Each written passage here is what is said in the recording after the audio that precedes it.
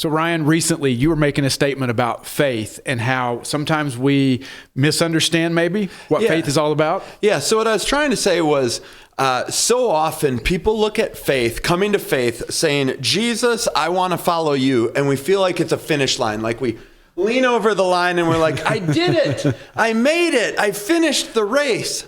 Except Jesus describes it completely different. He says, this isn't the finish line. This is the starting line. But do you think part of the problem is the way we as Christians have framed it, specifically maybe those who might call themselves evangelical Christians? Because typically all the pressure has been on one specific moment in time, which is basically saying to them, come now and pray this prayer. Because once you cross this finish line, you no longer have to worry about hell and demons and fire, and you get to experience heaven, and nothing else matters. You've made that trade, and now you're good. Whereas Jesus shows, as a follower, we love to use that language here at Ashworth. We talk about following because it means there's more to go. Right. And so we need to redefine a little bit. In fact, even as I was reading recently, I came across a quote from the great author and philosopher Dallas Willard, where he made the comment where he was talking about that we have turned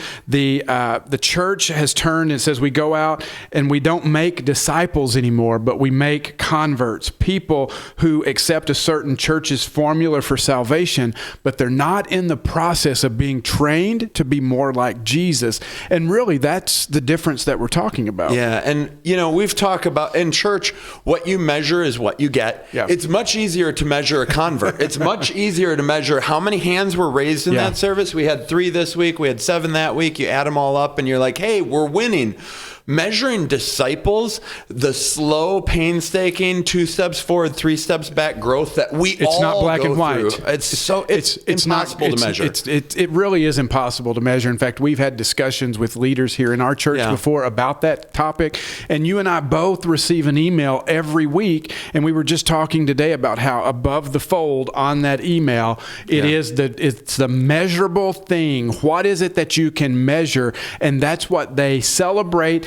Which implies to us, this is all that's important. And we were even saying how meaningful it would be if we could see other stories of, hey, here's some stories of people making decisions, not just to pray a prayer or get wet in baptism, not diminishing the role of baptism and faith at all, but following Jesus. It's like the difference between getting married and having a wedding.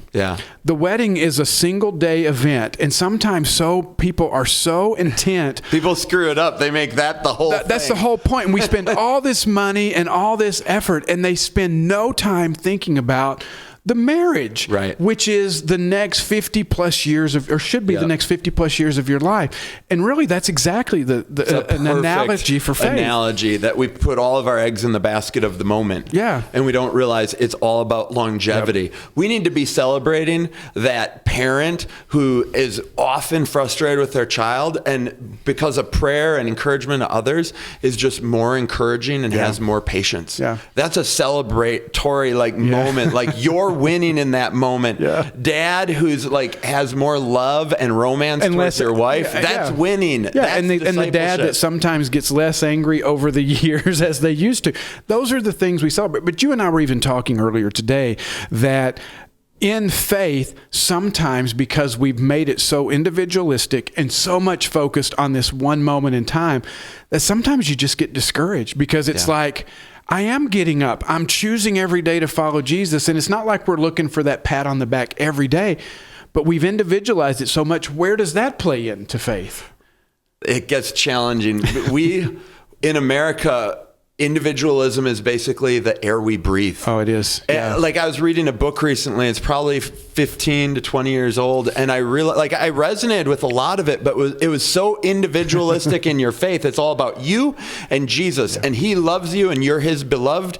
And I absolutely agree with that. But it also, if taken to the extreme, which we do in America, we lose the community influence of, yes, you're his beloved, but you have a role to play in all these other areas of your life. And faith is more than just the one choice that you make one time to say, Jesus, I want heaven. Right. It's being a part of community and family. And we know that a lot in the New Testament that's written, when it's translated in English, it would be better, you all, right? But Jesus wasn't from South Arkansas, but maybe he should have been. No, but we know there's a pluralness to a lot of the references to you in the New Testament, that this hyper individualized faith, pray this prayer, now you're good with Jesus. That is so not a biblical New Testament definition of coming to faith and following Jesus. It's so much bigger than that. Right. And we get trapped into what we were maybe taught in Sunday school. Yeah. And as adults, we need to recognize faith. God has so much more. He calls it abundant life. Yeah. In John, we read that. And what does that abundant life look like? And if you don't know a definition of what abundant life is for you, then you're missing out on something. And I encourage you, dig into that. Yeah. What is the abundant life that Jesus promises? And it's not about praying a prayer. It's not. It's really the goal that we really want people to get to is like we say, following Jesus. And what do we mean by that? It's, do you look more like Jesus today than you did yesterday? Yeah. That's essentially what we're talking about. Hey, if you like this video, make sure you subscribe to this channel and also give us a thumbs up. And there's also a notification thing that you can click on that will let you know every time we release a new Thinking Aloud video.